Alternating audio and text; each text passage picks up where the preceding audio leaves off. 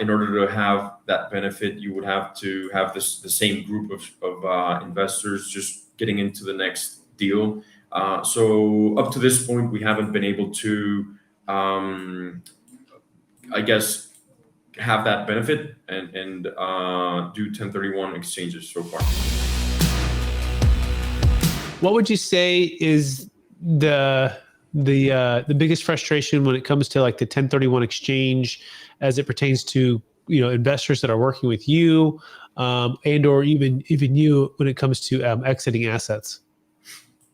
Of course, and I think that's one of the things that we still have to decipher, and it's when it comes to 1031 and syndications, where according to what we understand, and I think that we can have that longer conversation with you, is in order to have that benefit, you would have to have the same group of investors just getting into the next deal. So up to this point, we haven't been able to, I guess, have that benefit and do 1031 exchanges so far. Okay. Yeah. So you're still exploring when you go to exit and such. I know sometimes it's like people who are raising capital, right? The biggest challenge is people want to 1031 into their deals, but sometimes it just doesn't make any sense because they don't have the timing and it's not like kind of replacement. And the carve out can be really complicated. And it doesn't even accept the capital that's coming in, like a cryptocurrency or a business or a primary home. The asset is not deferrable for a 1031. And so for a syndication person like yourself who's doing multifamily, it's not like kind, and it becomes just kind of a brick wall for people. But I don't know if have you experienced any of that, Daniel?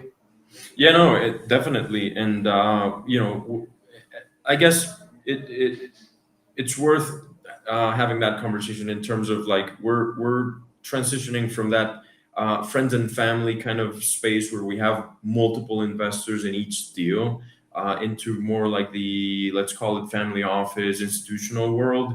I think where you have like so many investors in one deal, it gets too granular and a little bit, and sometimes it's just like hard to make it work when it comes to 1031 exchanges and the benefits it comes with.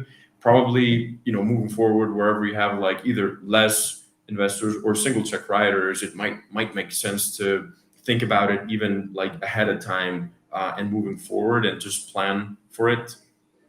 Yeah, absolutely. Yeah. And the key is, building a capital gains tax exit plan.